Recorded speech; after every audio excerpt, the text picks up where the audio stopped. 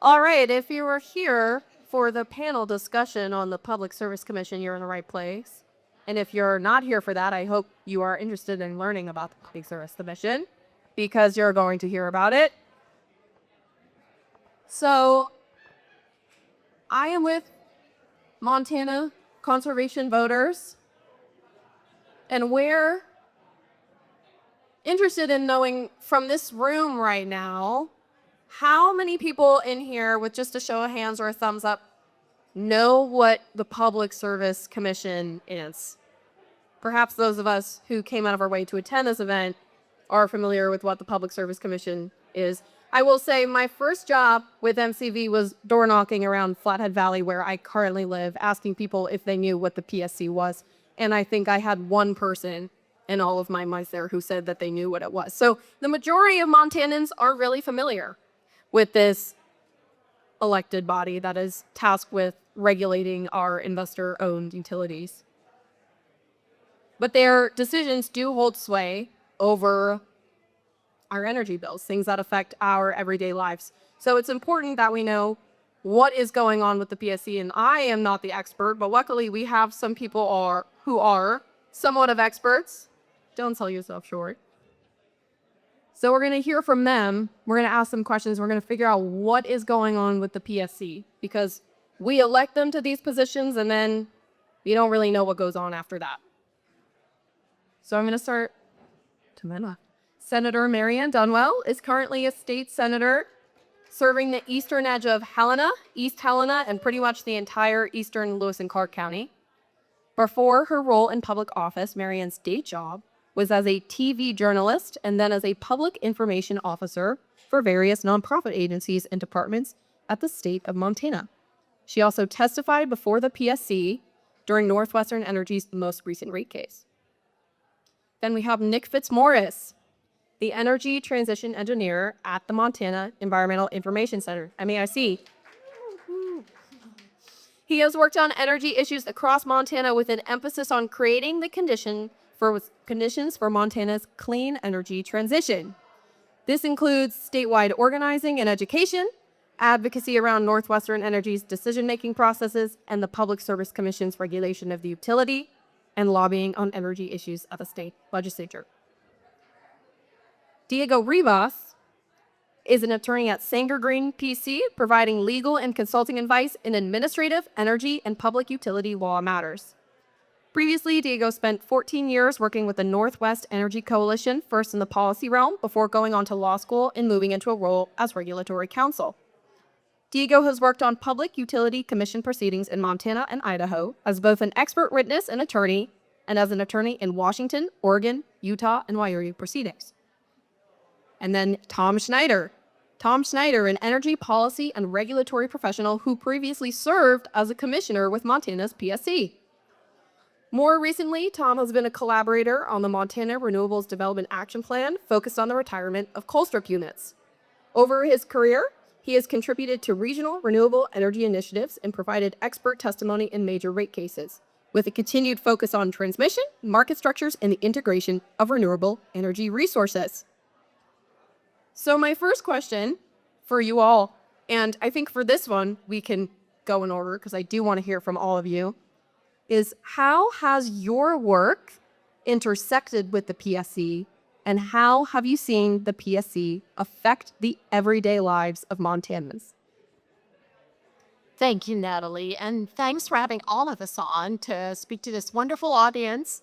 My name is Senator Marianne Dunwell. As Natalie said, I represent the eastern part of Lewis and Clark County. And basically how this has affected my work is how it affects how I stand up for my constituents who are finding the cost of electricity, gas, food, housing, you name it, tough to pay. People can't pay for anything. I've been on knocking doors, and the first thing that comes up is the cost of electricity, the cost of food, the cost of their apartment that just went up. So that's how it affects my work. And also during the legislative session, as you know, occurs every 2 years. I get to vote yes or no on no on bad bills that affect my constituents, and yes, on good bills. I also, for a few years, a little while ago, served on the Legislative Consumer Committee, which works with the Consumer Council. Unlike the PSC, that has to represent all ratepayers, and that includes big everything, big industry, big everything, as well as residents. The Consumer Council represents residential ratepayers. So that has intersected with what I do. But basically, I'm here to stand up for my constituents, like you all, that face high energy bills. Oh, that did it. That's good. Now, okay. All right. That's good. Cool. Hi all, like Natalie mentioned, I'm Nick Fitzmaurice. I'm the energy transition engineer with the Montana Environmental Information Center. And we do a lot of work around clean air, clean water, and clean climate, or a stable climate.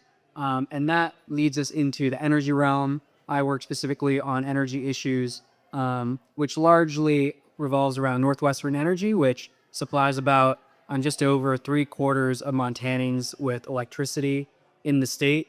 And as a monopoly utility, Northwestern Energy is regulated by the Public Service Commission. So if they want to go and build generation infrastructure and other things, and they want to charge customers for that, they have to go through the Public Service Commission. So we end up in front of the Public Service Commission in the rate cases that play out for these, what rates will end up being, as well as other proceedings before the Public Service Commission that result in what Northwestern Energy will do. So a lot of different areas there right now. We'll hear more about the integrated resource plan that we've been involved with that Northwestern drafted. Its 20-year plan of how it's going to supply energy in Montana.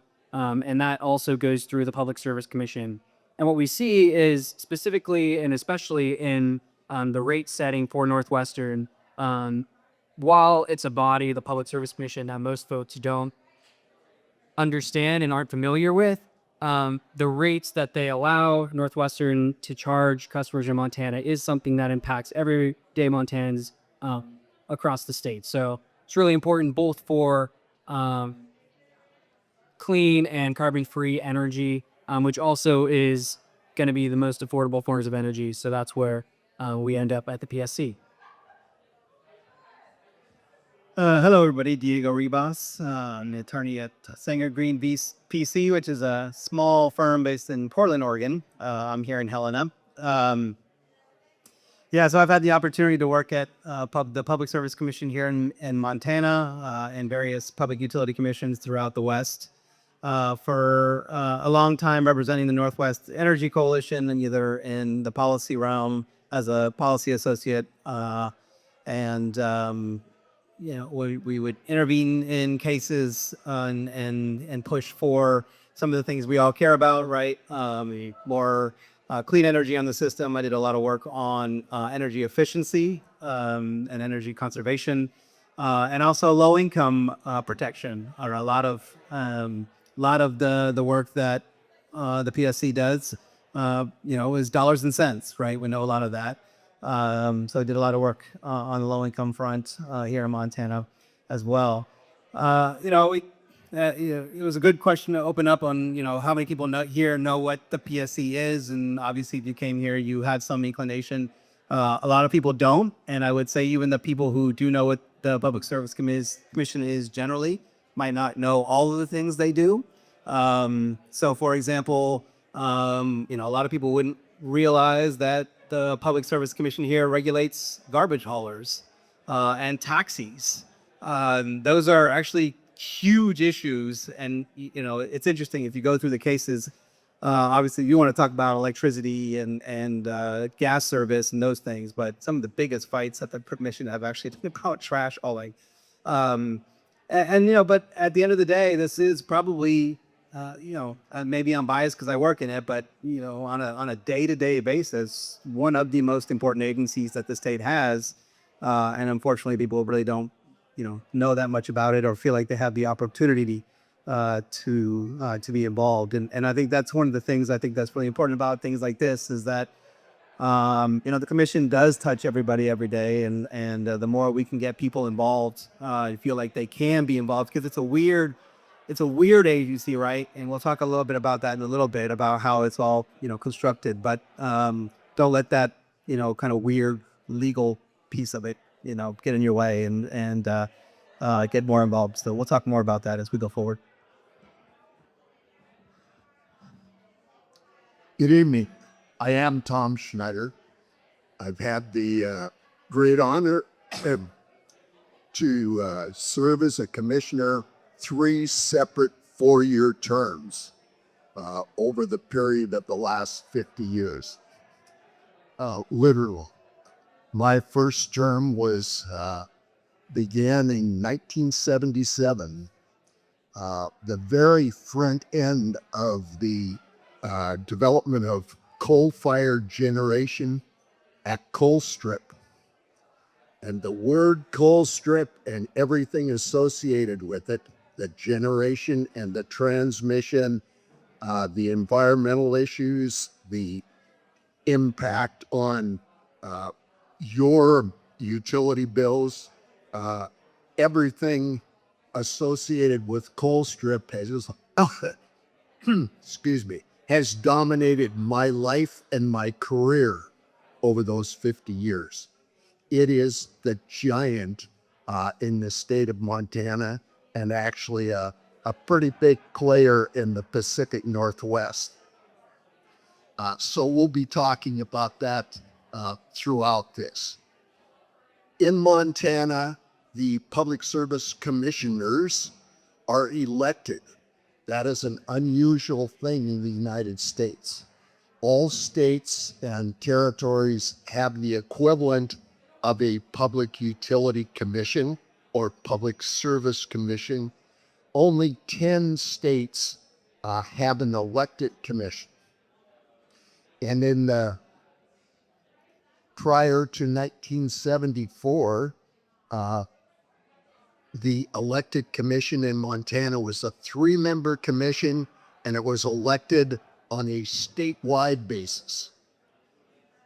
During the formation of the new Constitution, including establishing the Office of Consumer Counsel to participate and to represent consumers in the state,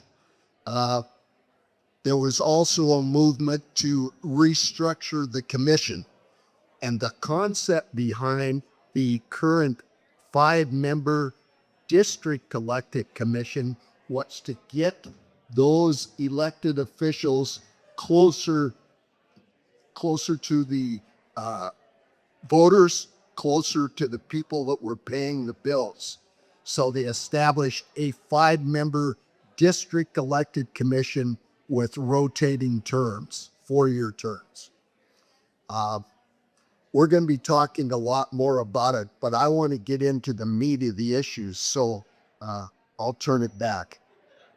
Thanks, Tom. And thanks all of you for sharing. I'm really pleased we're coming at this issue with a lot of different experience and perspectives. I learned just now that the PSC was in charge of garbage hauling. So that's a new fun fact for me to know. I will say where Montana Conservation Voters and Montana Sierra Club, our partners in this event, are primarily concerned with the PSC is the adoption of clean energy. So my next question for you all, and feel free to jump in if you have an answer, is what role could the PSC play in the widespread adoption of clean, affordable energy in Montana? And what role do they currently play?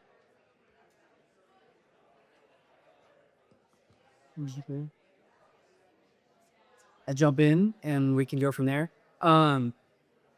Yeah, so the Public Service Commission, as the regulator of our monopoly utility, should have a very large role in promoting and enabling clean energy in Montana. I alluded to this earlier, but they're really tasked with making sure that the utilities they regulate are making smart decisions to invest in the most affordable energy available, so that that leads to lower bills for the rest of us. And we're at a point where clean renewable energy, wind and solar, is the cheapest form of electricity generation available to us.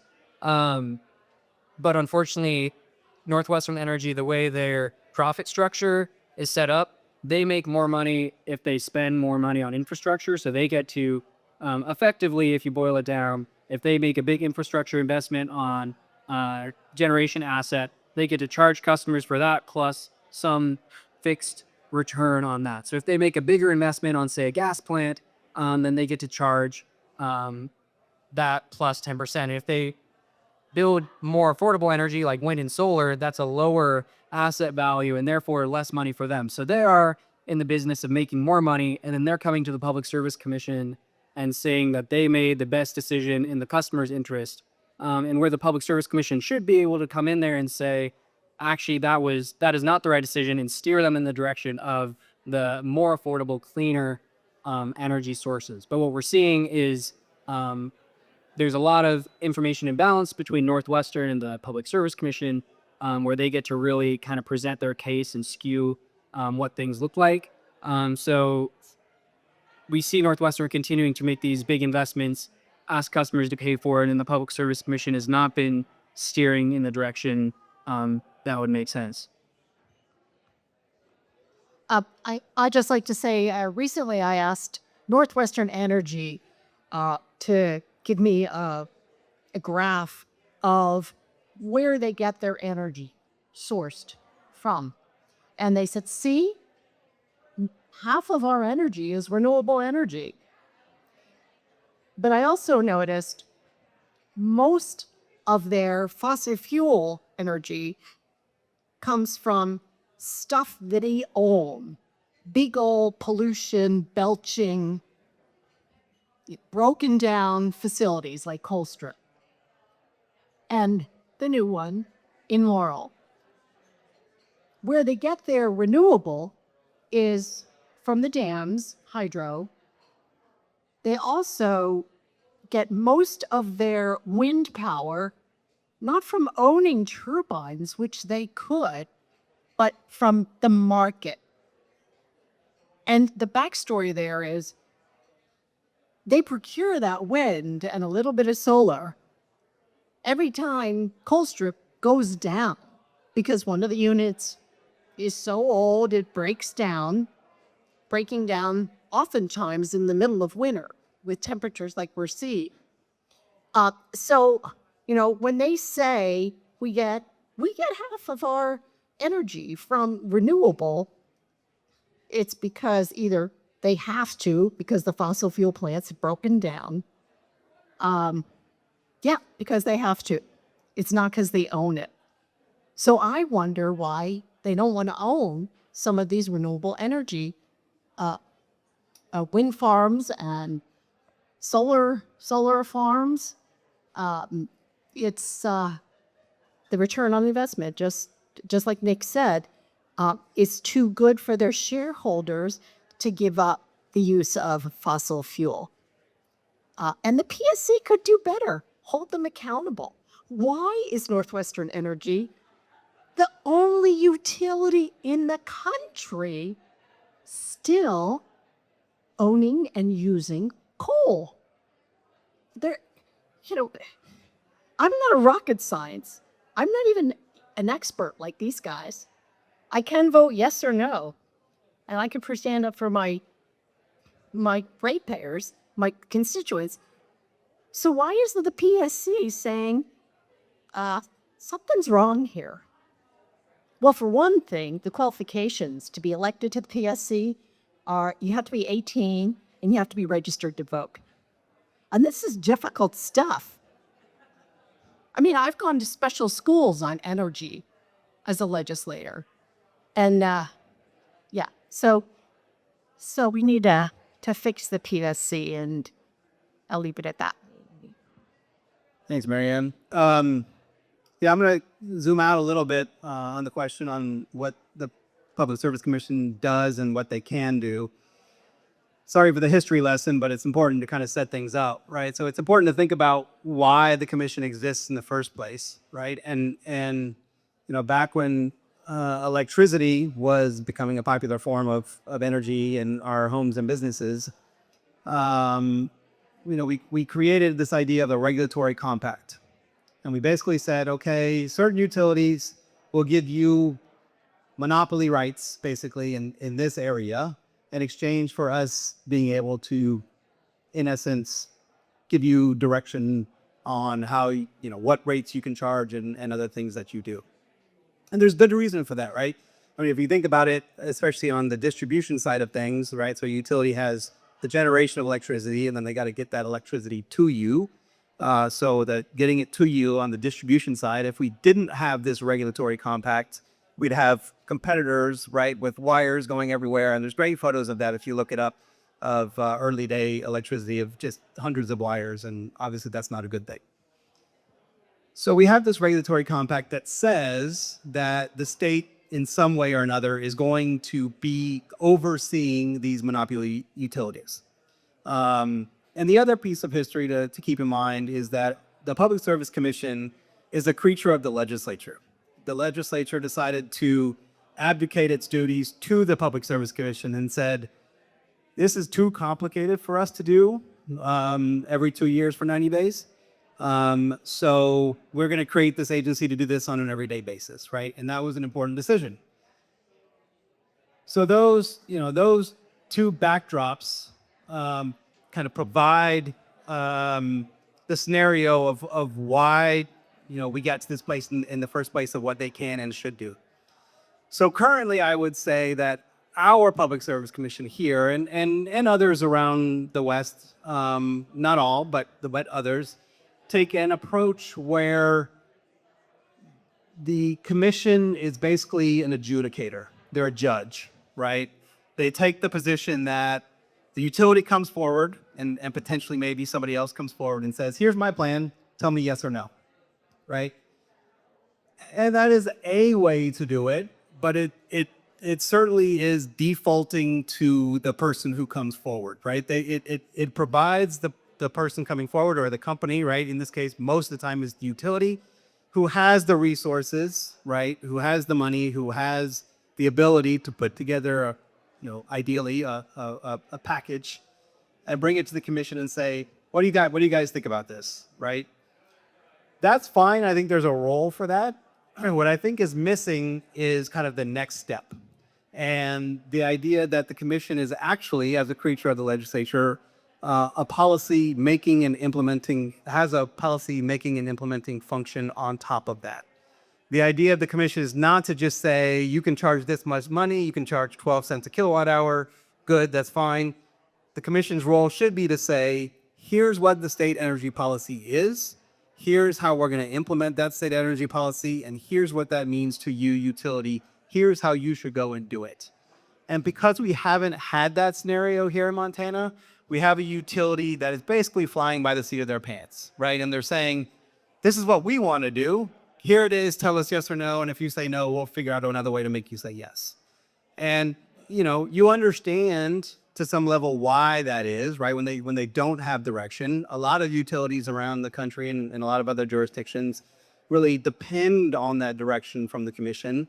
And it provides them, less risk as well, right? So we have a utility here that refuses to do a whole lot in certain realms because they feel like it's risky, that they won't be made whole in one way or the other. And so, the commission has a role in saying, here's what we want you to do. If you do this, you'll be okay. And other jurisdictions do that very well, both in states that have clean energy policies and states that don't have clean energy policy. Whatever that state energy policy is, that helps a lot to have that. And that's especially true in a case here in Montana where we have a utility that came in and quite frankly got dealt somewhat of a raw hand, right? I mean, the whole deregulation, the way the Northwestern came along back in the late 90s and early 2000s, went through bankruptcy, those types of things here in Montana created a lot of issues that, this utility had to deal with and did for, in different ways. But we've reached a point now where we have a utility that is ready to be, directed like many other utilities. They're now merging with with another utility to become even a bigger company. And it's going to be more incumbent on our commission to be proactive and not just adjudicatory and not just say, come to me with what you want, but rather, here's what we want you to do.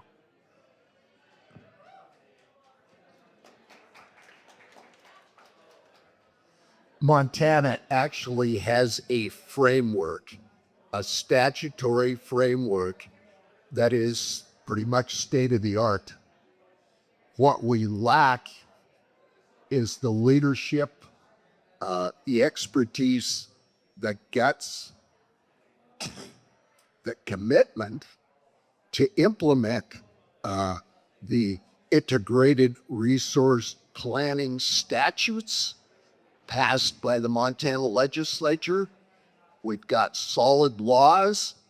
What we do not have is a commission that actually drives that process, makes decisions consistent with those guidelines that are built into Montana statutes, emphasizing renewable energy, emphasizing conservation and demand side management, customer driven processes to reduce your bill. So what has occurred over since the late 1980s, some of you weren't even born then. Since the late 1980s, we've had those basic fundamental guidelines and planning tools, planning as well as acquisition of those resources, both supply resources and conservation demand side resources, to move forward on that. But there's been and there continues to be an internal conflict of interest in terms of the utilities' financial goals. They're driven by stockholder returns. The board of directors is directed by or directs that they emphasize return on investment. So again, it kind of goes back to the fixation on fossil fuel fired generation, primarily over the last 4 decades from Colstrip. It's a massive complex.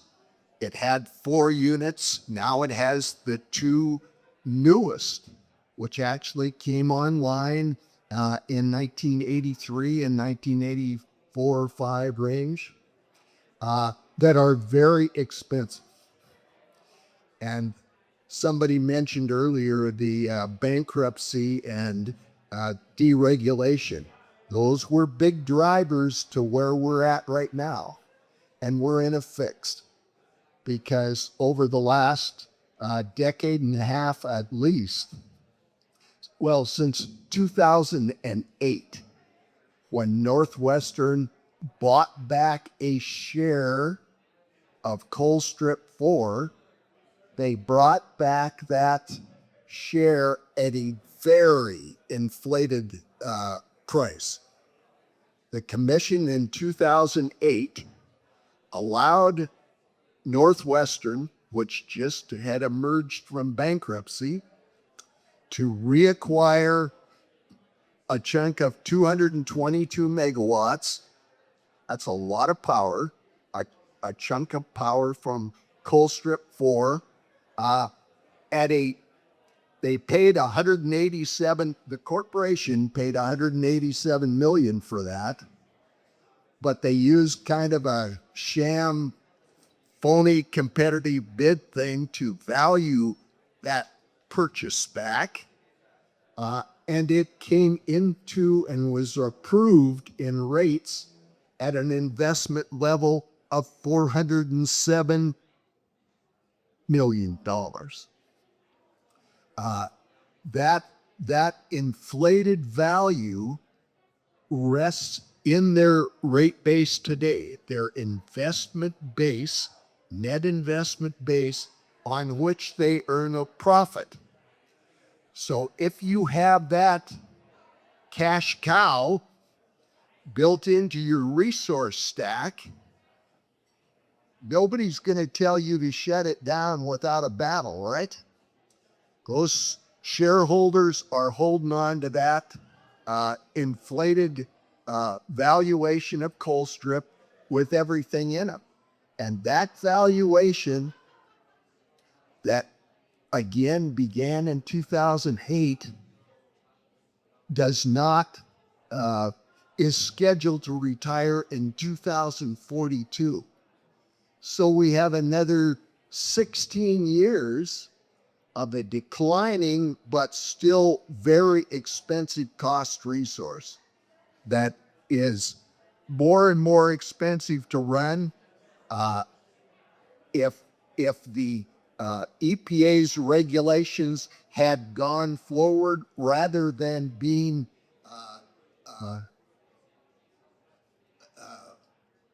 eliminated by this administration in Washington, D.C.,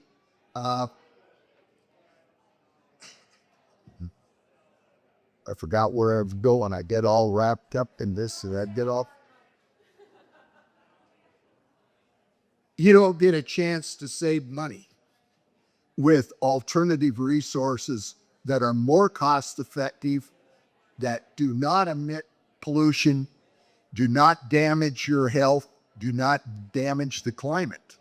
And when I said Montana has a framework that should provide the commission and does provide the commission the opportunity to exercise real leadership and a hard-nosed approach to regulation.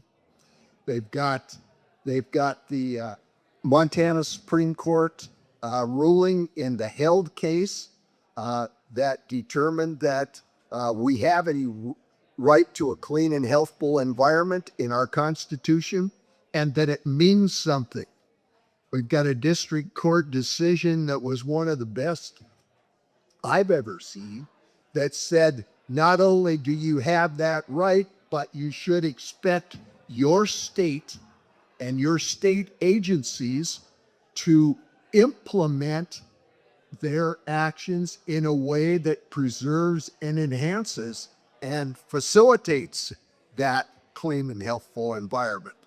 So that the legal tools, the regulatory tools, the statutory laws in Montana provide a good framework. What you don't have is the horsepower on the commission to get it done.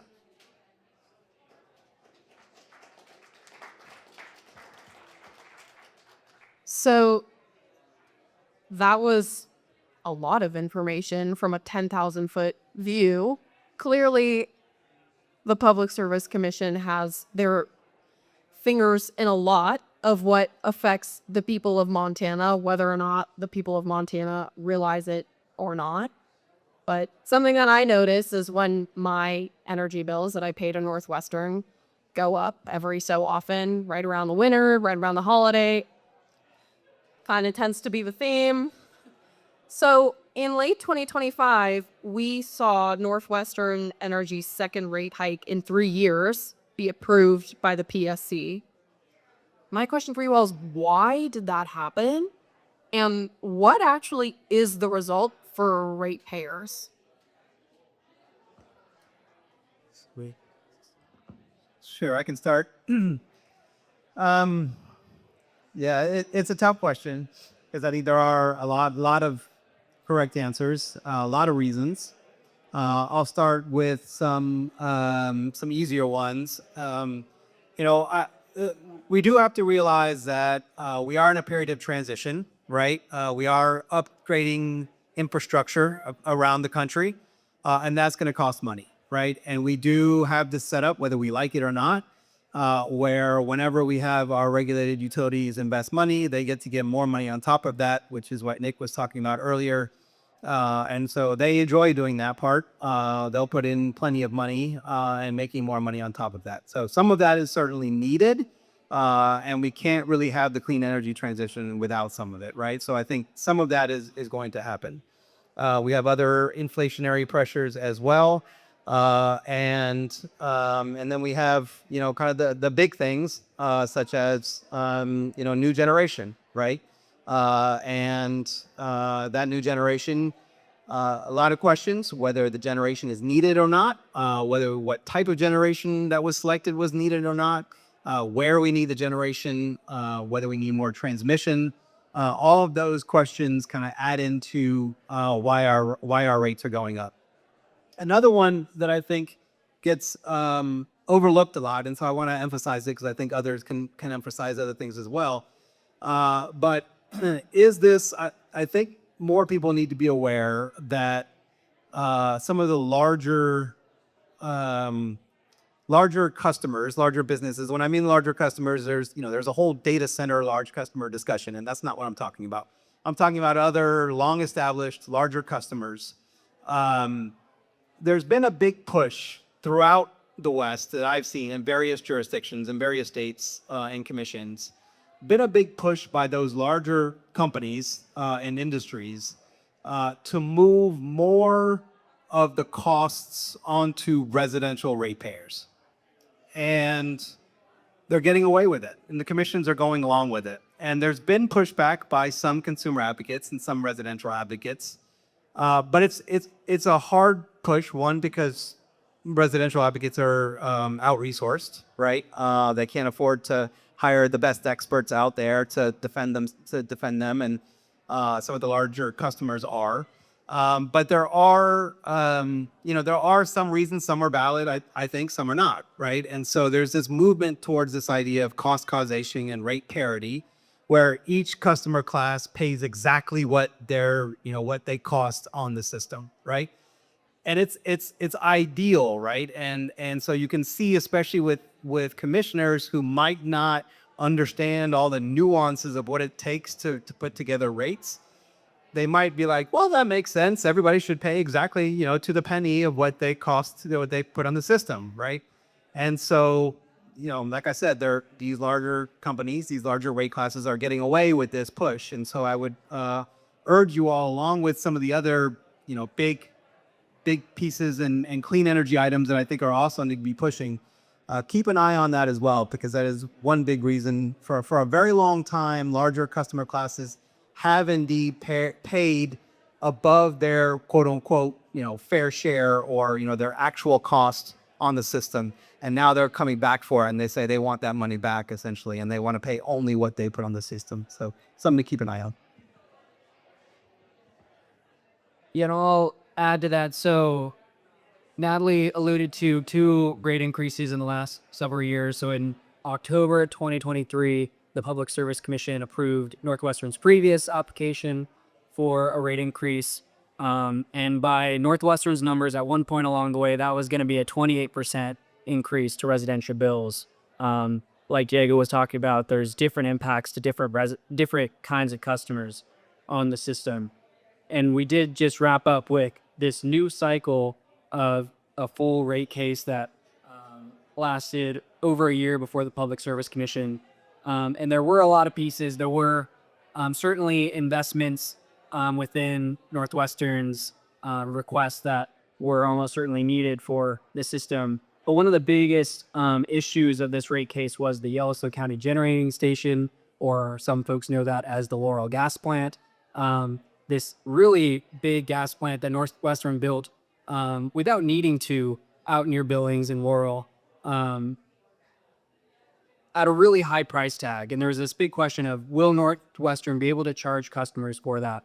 How much will Northwestern be able to charge for it? And when it came down in the end, that was where a lot of the back and forth was. And while Northwestern wanted to charge customers upwards of originally $300 million for that investment, there was some pushback where effectively the Public Service Commission and their staff looked through the whole process of selecting and building that plan and said Northwestern did not choose the most cost-effective resource. There were all these errors along the way. and effectively said this was a bad investment by Northwestern. What that probably should have meant is that Northwestern should not be able to charge us for that investment because we didn't even need the plant to begin with, let alone there were other options, cleaner options that they could have gone for. But instead, they just shaved off around the final amount that they're charging customers for is 250 million about, and called it good. And now we're going to be paying for that plant as part of the increase.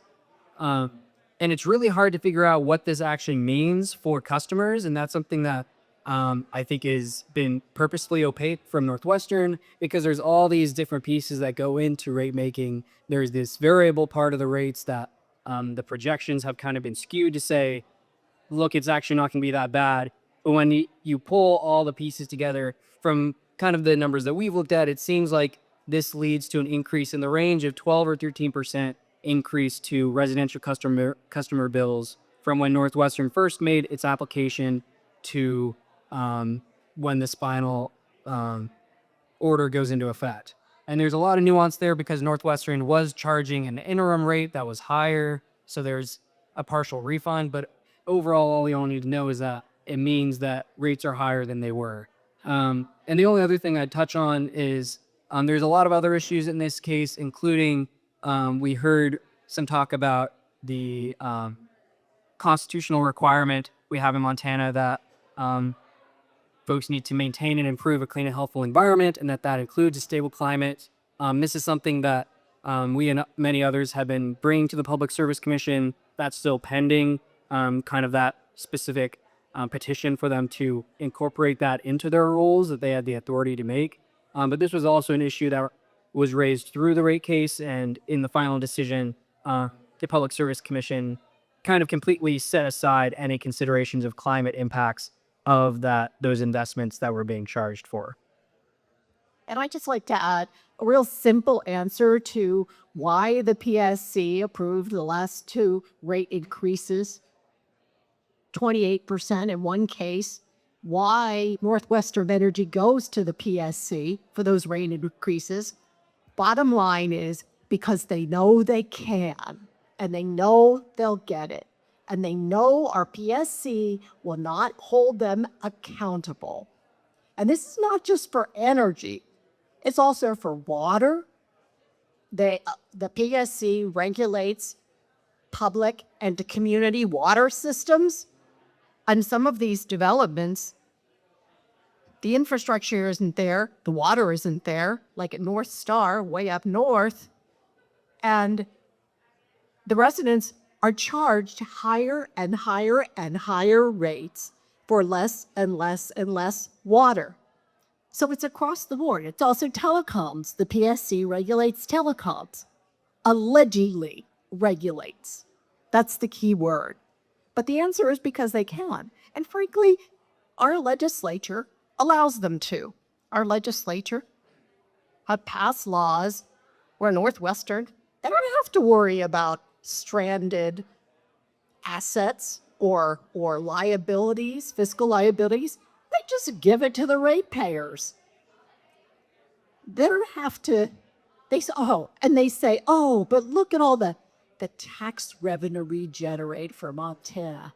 Well, heck, they pass all those property taxes right on to the residents. That's where they get these rate increases. So what we can do in the legislature is we can say, no, you may not get a 10% return on investment. Maybe you could get a 3%, but a 10%, really? And also 90% can be passed on. They won't have to worry about whether the natural gas plant in Laurel is cost effective or Colstrip is cost effective. They don't have to worry about it. They're laughing all the way to the bank, and so are their shareholders. Work.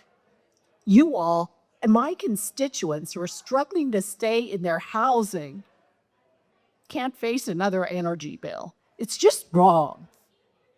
And if you want to know where our commissioners come from, I know I'm supposed to stay away from elections, I was told.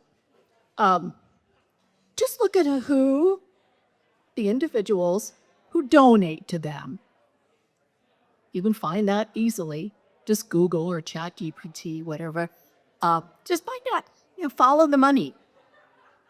They'll tell you who the commissioners serve.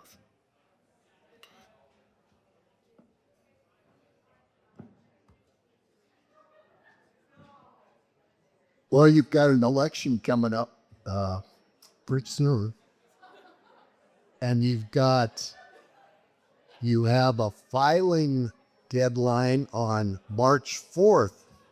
So if there's anybody in the room that wants to file and take a shot at running for the PSC, this is your chance. How about another talk? Sounds good. I always encourage people running for public office. I will say, running for the PSC. Well, you don't need to be qualified in really any way. I don't know if it's necessarily the easiest thing to do. So for this next question, Nick, I'm going to put you in the hot seat for this one. And then if anyone else has anything to add, I'll let them do that. Northwestern Energy is required to submit an updated draft integrated resource plan to the PSC every 3 years, essentially mapping out their 20-year energy plan for Montana ratepayers. What's your 20-year vision for Montana's energy future, and how does it hold up against Northwestern Energy's plan? I guess my short answer is that I have a very conflicting vision with what Northwestern has laid out. I think that most folks in this room can agree that we would like to see Northwestern transitioning to carbon-free energy, affordable energy over this next 20 years and beyond. Even Northwestern themselves have at least said in certain areas that they would like to do that. And they have their vision for carbon neutrality that isn't actually supported by anything they're doing. But what we see in the plan that Northwestern has developed, and they're accepting comments on this plan until March 12th, is really a lot more of the same that's led us to where we are today. They're really looking at digging their heels in on their investment in the Colstrip plant.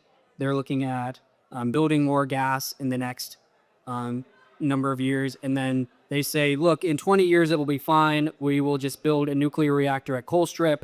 We'll charge you a bunch of money for it, and we'll all be happy because it'll be carbon free.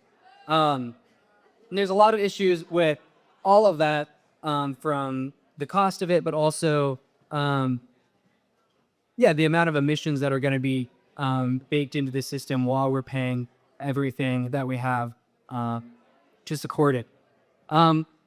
Without getting too into the details, and we have some resources over at our MEIC table about the modeling, Northwestern creates a model in its integrated resource plan to show how it's going to meet a demand or a need that it's kind of modeled that it's going to need. And they have a lot of leeway in how they set that up. They've really shortchanged the ability of wind and solar to contribute to their energy system. They've explicitly limited the amount of battery storage that they can build on the system, which would be required to build reliable energy with wind and solar. There's a lot of assumptions around how much energy they'll actually need that I think are questionable. And a whole slew of other issues that have kind of led to this picture that Northwestern says, look, we made this plan. It says that our cheapest option is to keep running Colstrip through 2042, and then we'll build a little more gas on the side, and it'll be great. And I think that there's a lot of reason that we should be concerned about that. We know that Northwestern is trying to build a system that will be able to make them the most money, and it's not having us in mind. And there's a lot better ways that we could go about that. And I'll leave it at that for now. Thanks. I think this is a really good example of how the commission could be doing more and really directing our utility, right? So these plans are really important. And they actually evolved. A couple more history lessons for you all. They actually evolved because of things that happened in the Northwest, the Pacific Northwest. Long story short, the Bonneville Power Administration and some utilities tried to build, I think it was nine nuclear plants back in the 70s. Only one got built. A bunch of them went bankrupt, and it was the largest public default in the nation's history. And and the one that's still operating is Columbia Generating Station in Washington. Because of that big, huge default, came the Northwest Power Act of 1980, which established these integrated resource plans, essentially, that we have now. The other history lesson for the Northwest and part of the Power Act, there are three reasons. The planning process, which started in the Northwest with Northwest Utilities. So three reasons why we've had the lowest rates in the Northwest region in the last, since 1980 and 1975. Better planning, because of really poor planning that led to that. And then two specific resources. One is pretty easy to guess, that's hydro. The second, people seem to overlook all the time, and that's energy efficiency. Energy efficiency and conservation has been the number 2 resource that we've acquired in the Northwest, but besides hydro, since 1980. And that for a very, very long time has kept our costs down. Unfortunately, we've seen some areas really a large uptake in that, and some areas not so much. Montana being one of those areas, not so much. In my previous role at the Northwest Energy Coalition, I spent 14 years trying to convince Northwestern and the Commission to do something about energy efficiency at Northwestern, and it's been stagnant basically in all that time.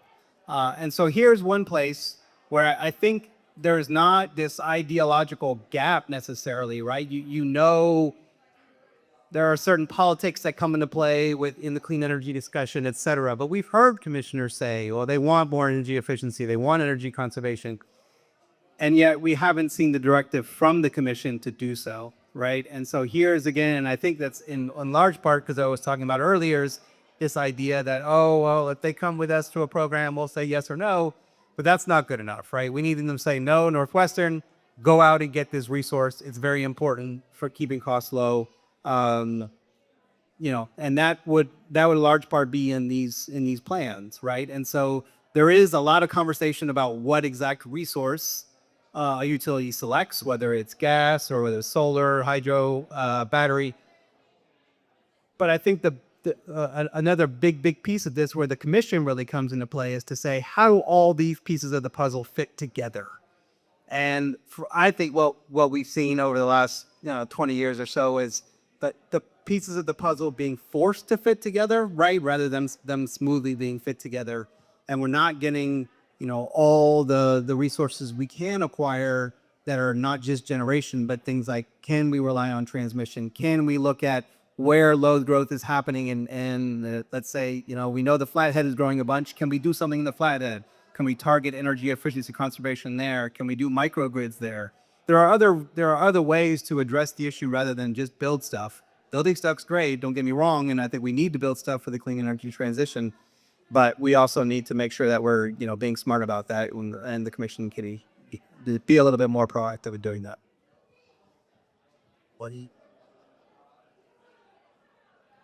Okay. One last question here, because we're running low on time, and I do want to leave a couple minutes for audience Q&A, and we'll end on a fun one.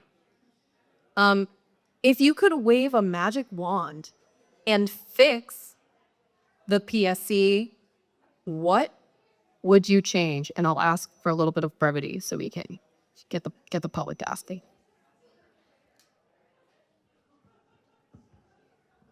Well, I'd like to see nonpartisan races or no races at all. This should not be an elected position. And there should be many more qualifications to serving. The PSC is one of the smallest agencies in the state, but it has one of the largest impacts in you, hardworking folks. Well,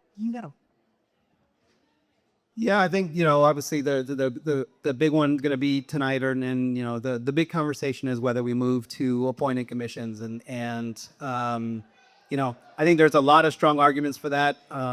Most of the other states that I've been involved in all have appointed commissions. You have some kind of minimum requirement. You have people coming in there that can kind of hit the ground, at least walking, maybe not running, but not crawling. Because this stuff is dense. I mean, this stuff is really, really dense, and you can't blame people necessarily when they're elected for, it takes them a whole term to really understand what's going on. I know it did for me. It took me 3-4 years when I started my last job to understand what was going on, right? So I think there's a strong push for that, and I think that's, I think well received by a lot of folks.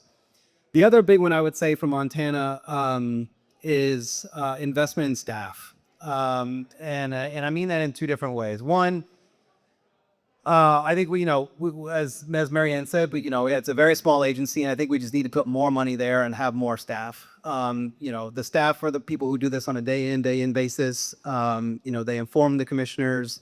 They can really dig deep because that's their job to do so, right? And it's not just numbers of staff. I would like to see here, in most other jurisdictions, staff actually intervene in dockets in these cases as a party. They actually get party status, and they put in testimony, and they ask discovery, and they go through the whole process just like any other party. And that's really develops the record, really gets a lot of issues, nuanced issues, into the decision making for the commissioners that we don't have here. So here the staff is participatory. They're a huge part of the process, and they advise and inform the commission. But they don't get a chance to put their position on the record, even though they probably know more about what's going on the system as a whole than anybody else besides the utility themselves, right? And so I think if I were to fix something, I would figure out a way to get more staff, and give them party status. I'll jump in and let Tom have the last word. But just, I guess, two small things that I would note. The first being, it's important who is our public service commissioners. And I've also mentioned that how the Public Service Commission addresses certain issues, especially I think how they take on their responsibility under the Constitution to consider and address climate impacts of those they regulate. I think taking some steps in that direction would be incredibly important and warranted. And then the other thing that I won't get into too much, but there are other ways that the Public Service Commission can structure the profit-seeking motives for Northwestern Energy. And this is a topic often called performance-based regulation, but just other structures instead of if you build the biggest infrastructure, spend the most money on your assets, you get to make the most money back. How do we change that profit structure to make it so you're earning profit by meeting targets that are in line with the needs of customers, hitting efficiency targets, decoupling how revenue is tied from the total amount of energy sold. And there's a whole kind of slew of options there, and that there's a lot to get into, but I'd say that that would be a really important way to change Northwestern's trajectory. Whether you have an elected commission or an appointed commission, you have to have people on the commission that have the expertise and the experience and the leadership and the passion, the commitment, the underlying philosophy that drives the direction of the enterprise to serve the customers, to serve our state, to serve our environment. That doesn't just come from, you've got the framework here, but at the end of the day, the commission has to have a record. That is, they have to have evidentiary record, substantial, credible evidence to support their decisions. So that requires real good evidence from a broad sector of Montana. The Montana Environmental Information Center, the Northwest Energy Coalition, large industrials, the Montana Consumer Council, a critical player, large customer groups. Everybody has to have their say. But if you don't have a strong record with a strong staff, well funded, whether it's a split staff or an advisory staff, you have to develop that record. And the precedents that you establish in the way that you make the decisions, you know, carries forward. So we really have had a non-functional, dysfunctional commission for many years. There isn't any silver bullet here, but if you don't have those kinds of individuals in that consumer protection role, no matter if they have the qualifications or not, if they really don't bring all the horsepower they have into it, you continue to get suboptimal decisions. You lose. We all lose if you don't have a high quality decision makers. That's not unique to the commission. You could look across virtually any agency. But in this case, it affects people so directly, so continuously, that you all have a big stake in it. So what can you do about it? You can get involved with nonprofit organizations like MEIC, like Montana Conservation Voters, like Northwest Energy Coalition.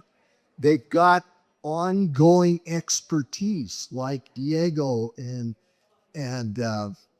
I'm sorry, Nick.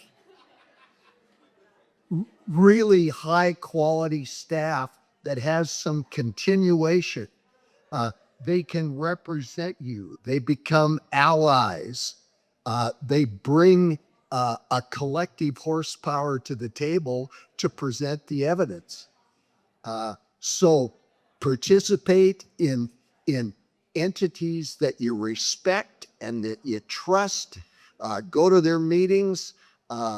Contribute to candidates or run yourself. Right now, we have an elected commission. We have an election coming up. It costs money to run. They're running for office not in East Helena. They're running in 8 or 9 or 10 or 15 counties. That's expensive. It's painful. It's one of the downsides to an elected commissioner, but Montana has elected judges. They have elected officials at all levels. That's the populist kind of framework we've had in Montana for a long time. I'm not saying that it has been so dysfunctional that it is very tempting to throw it out and replace it with an appointed commission. But who's going to make the appointment? The governor is going to make the appointment, right? So you can moderate that. You can build in, a split party thing where the governor might have 3 seats on the commission and the other party has 2. There are ways to moderate that, but there is no panacea, no silver bullet. We just have to keep the pressure on.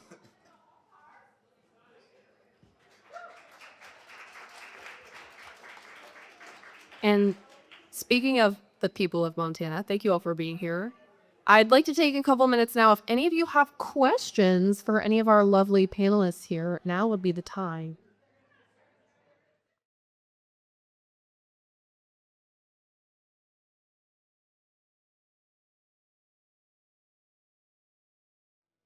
First of all, I'd like to second the idea of an appointed commission. Unlike the other raises that Tom mentioned, about a quarter of Montanans aren't affected by the PSC. They're in co-ops.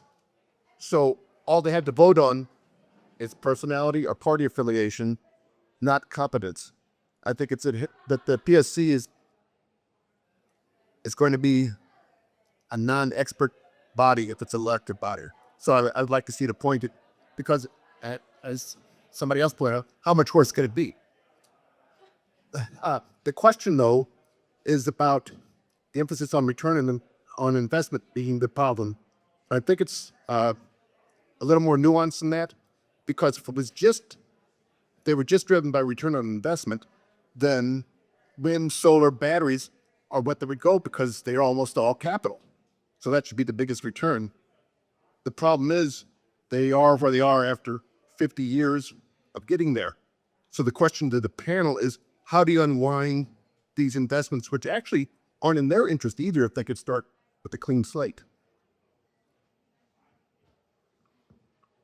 Yeah, that's a good question. I think the return on investment piece, you're right. There is some nuance, though. I would say that building large, 100 to megawatt size facilities are gonna provide you more of a return if that's only what you're looking at than smaller, more targeted investments for what you need. But you're right in that, part of the issue, or a large part of the issue, as Thomas said and others, is investments that were already made, decades ago. And how do we get out of that? There are a few ways to do that. They get pretty wonky pretty fast, but, issues that I know MEIC has been working on, for example, like securitization,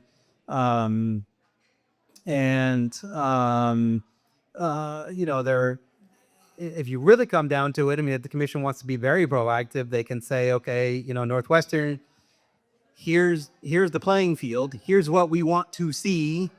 You make it happen, right? You find a way to come in that. And that, I think, is probably the way that it was envisioned when this whole construct was set up, right? And say, okay, no, we're not, we don't think this is a valuable investment anymore. You've got 5 years to figure it out, wind down, whatever, you can't, do with it, then that was the risk that you took. That's a big stick to wield, right? Because you're asking a company to take a huge hit that may or may not be beneficial for the customers as well. So that's why the commission, I think, has been so reticent to wield that big of a stick. But I'm just going to emphasize, I think it comes down to the commission telling the utility what they want as the end result, and then people can get together to figure out how to get there. But if we don't know what the end result is, and if Northwestern doesn't know what the end result is, they're not going to take that first step.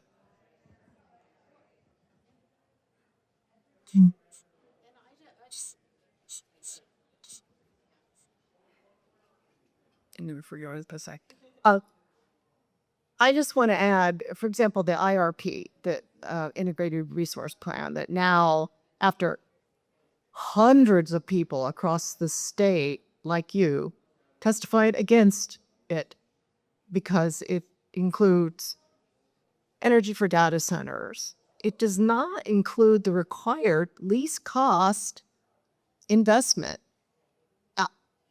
And the PSC doesn't hold them accountable on that. The least cost right now is batteries, wind, is solar. And rewind it, well, you hold their feet to the fire and make sure they follow the framework, like Tom said, that we do have in place. You require energy efficiency. That'll rewind it.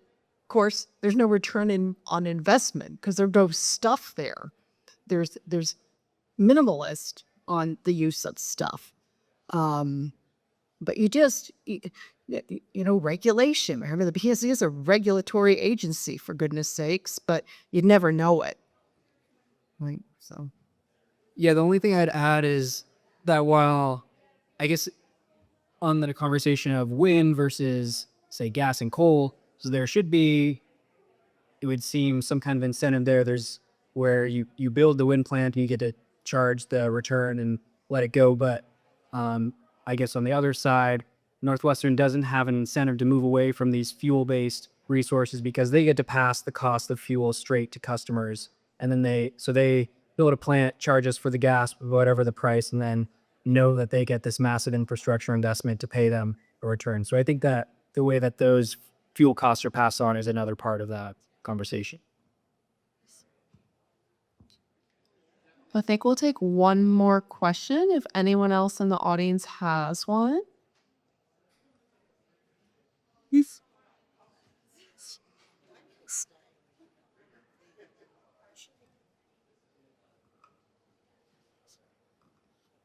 There's been a lot of talk about the concerns about energy for the hyperscale data centers. Is there something the PSC can do to protect water utilities as well?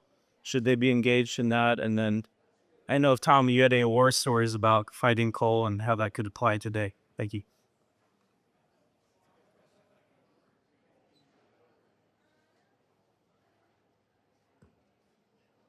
Honestly, I'm not sure exactly what the question was.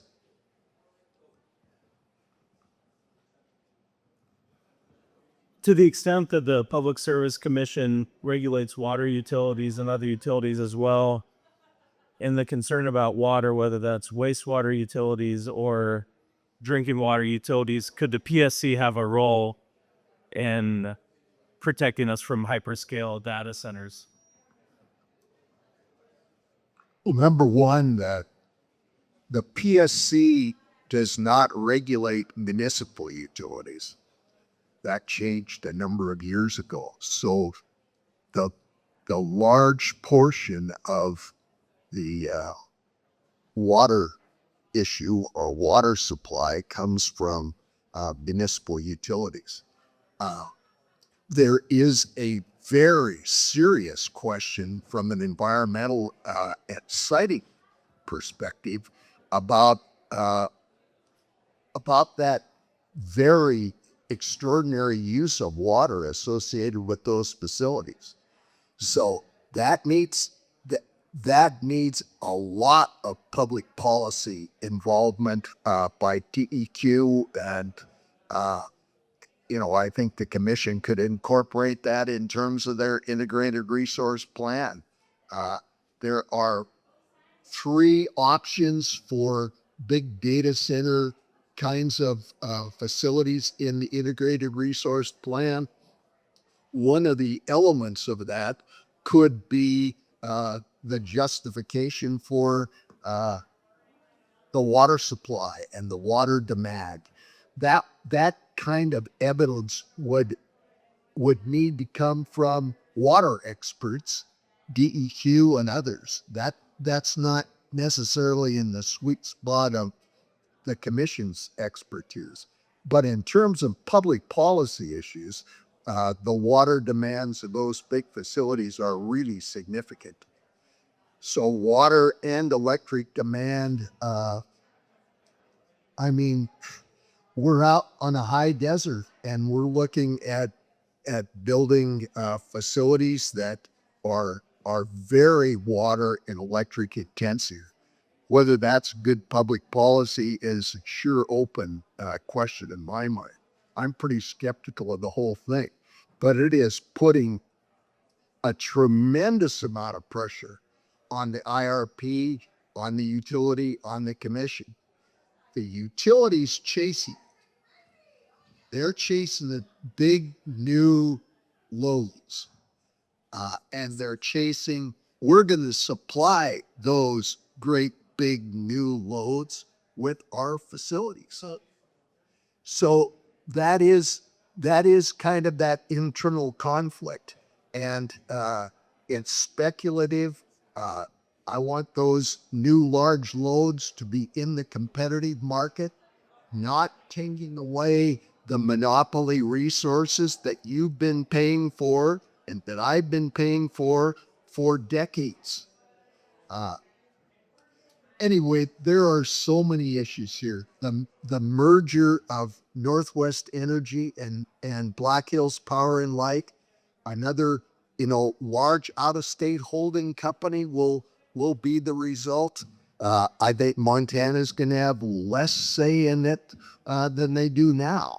So, I mean, we could talk literally all night here, but that isn't going to work. So, I really, Thank you for being here. And I'll chime in. I'll keep it brief. I believe that the water issue for data centers is largely going to be outside of the jurisdiction of the PSC. I think it's DNRC, maybe. Getting the nod from Ann that is right. As far as like regulating water quantity used by these facilities, so that's going to be an important part of the whole conversation. But when it comes to the Public Service Commission, I mean, they regulate water utilities to some degree. I think that's more in rate setting and other issues, but it's going to be really the energy issue when it comes to the Public Service Commission, while we should also be raising all these other issues that are important. And there's going to be an event in Helena about data centers on March 4th at the Holter. So come and learn more about water and energy issues there. I don't know if you all remember somebody at the IRP hearing that Northwestern held over at the library, 2 Mondays ago or something. Somebody asked about the water for data centers, and Northwestern, they responded by saying, like, well, that's not our job. What, our IRP doesn't have to include whether we have the droppable water or not. I mean, those are my words, but basically that was the tone they used. So they're just, the other thing, yeah, so I'll just leave it at that. I don't care. Okay, I think because we've gone a little bit over time, I'm going to wrap it up on the questions. If anyone has any outstanding questions, I'm not going to sick you all on our panelists, but come to me. I won't have an answer, but I'll write it down and reach out to somebody who does. Clearly, there is a lot to be said about the PSC, and there's a lot more to be said. And I think as someone who's decidedly not an expert in this, having that information, understanding, and accountability is the bare minimum that we as the people of Montana can do to make sure that we're at least in the know about the way things apparently aren't working for us so well. So thank you all. If we can give a hand to our lovely panelists for being here tonight. Thank you for your time, your insights, and your expertise. And thank you all for your time and attention as well. And have a lovely night. I will see you at Mark for the whole And we'll see you at the Holter on March 4th at 5:30 for a data center event.